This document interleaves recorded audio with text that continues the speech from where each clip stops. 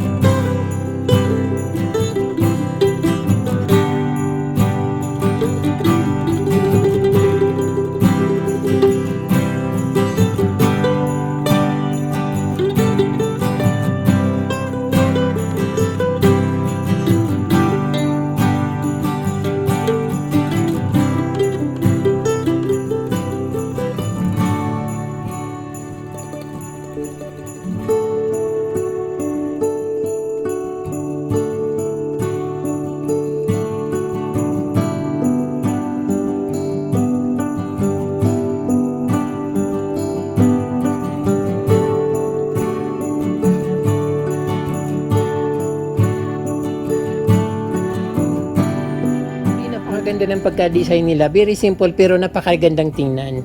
So meron din ditong mga iba't ibang klaseng plants. Parang hindi siya Vietnam rose pero kamukha ng Vietnam rose. Maganda rin siya.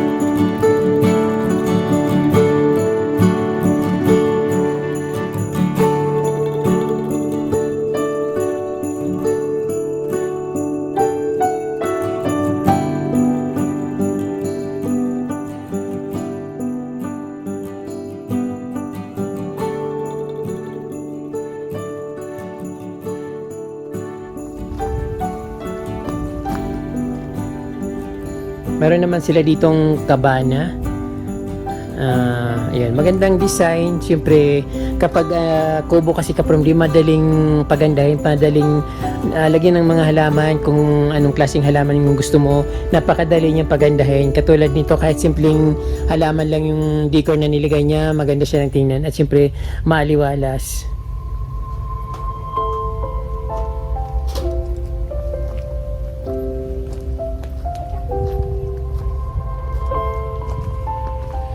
May saging, tapos mga succulent.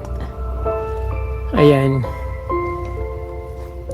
Ito yung kapromdi yung parang lalagyan ng sapatos, pero parang ano yan, yung ano, tila niya, yung parang ang tawag doon, yung parang nababasa lang. Tapos yung ano niya, soil, pinaghalong soil saka ipa ng palay.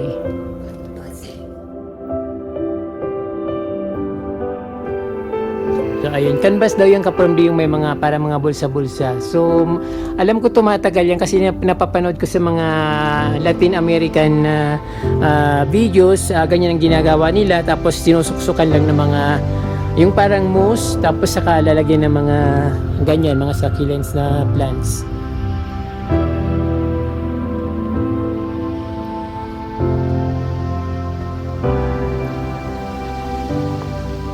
So napakalawak ng garden na ito kapromdi. Meron din silang ano dito.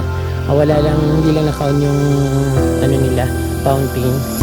Pero maganda siyang tingnan. Ayan.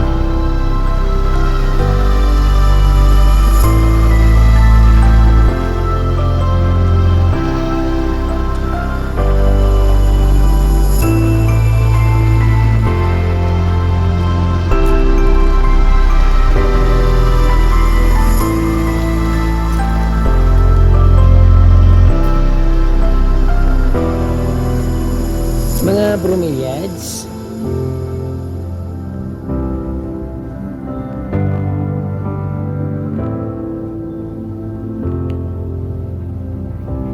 Giant imperiales. Saka mga ferns. Punta naman natin kapromdi itong napakaganda nitong ano, parang kabana na punong-puno ng halaman. So sa labas meron siya mga iba't ibang klaseng mayana, varieties ng mayana, may astromera, may bigonia, may silum. Ayun, so napakaganda ng pagka-design nila. Pwede tayong makakuha ng garden ideas dito.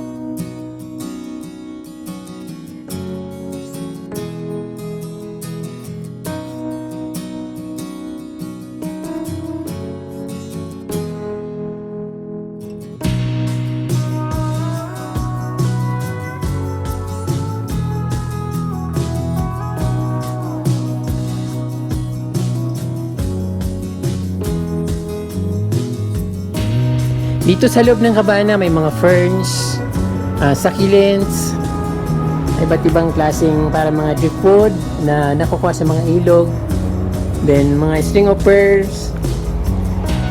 Ayan, hindi ko alam kung mga plastic yung mga halaman nito, pero parang totoo ito kapromdi, hindi siya mga plastic kasi maramdaman mo naman kung plastic. Totoo siya kapromdi. Plastic ito. Plastic siya. Then dito mga string of pearls, succulents, iba't ibang kulay. Ayan, dinisign na nila. Ayan, mga pag may mga nababasag kayong mga jar, pwede palang ganito kapromdi ang gawin nyo. Magandang style, pwede sa loob ng bahay. Ayan.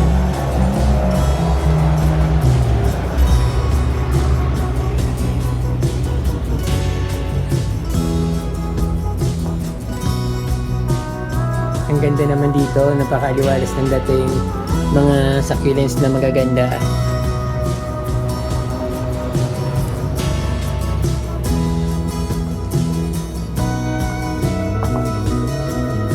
Ayan, string of hearts.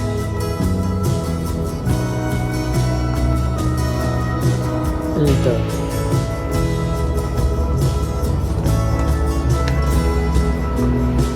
So yung mga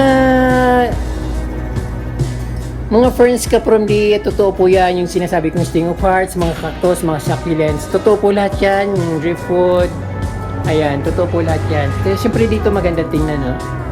Ayun. Sarap magtambay dito tapos napakalamig ng panahon, lalo pag gabi.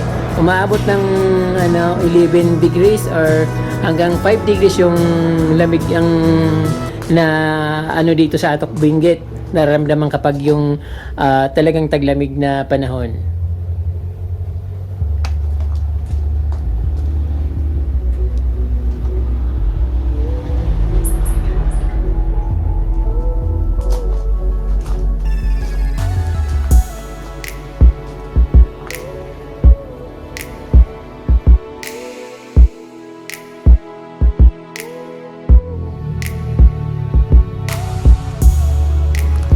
Medyo inabutan na tayong tagulan bago makarating dito, kaya expected na hindi na masyadong maganda yung mga succulents. So, siyempre mas maganda siya kapag tag-init talagang nagbo-bloom siya ng maganda, nagbo-bloom ng maganda.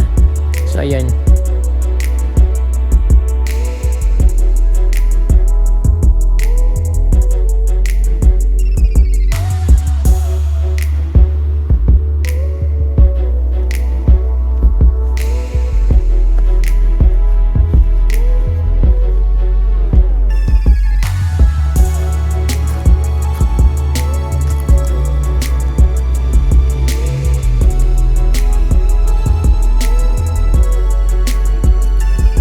Yan, dito yung kapamilya sa Thai House Garden, Atok Benguet.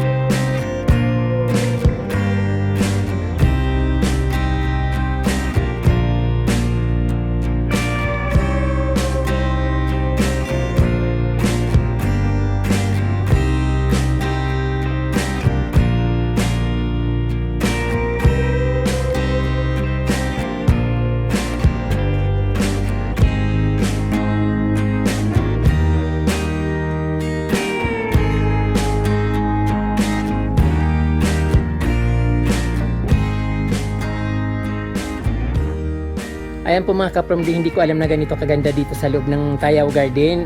Nung pumasok kasi ako kapromdi, nakita ko yung mga binibinta ng mga succulents. Hindi ko alam na pag pumasok pa dito sa kaloob-looban, so ito palang makikita dito, napakaganda. So ayan kapromdi, dahil birthday ko, ito siguro yung regalo sa akin ng aking kaibigan. Masaya na ako, isinama niya ako dito sa napakagandang lugar ng Benguet.